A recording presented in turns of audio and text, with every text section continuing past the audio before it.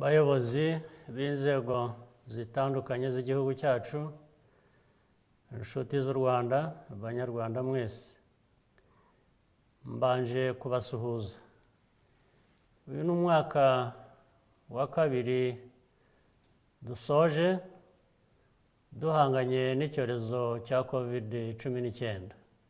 Byadusabye kwiga vuba nk'igihugu kugira ngo tumenye guhangana n'ibibazo bishya byatewe n'iki cyorezo uko cyagiye gihinduka. Icyakora twashoboye gutera intambwe nziza kandi igihugu cyacu gihagaze neza.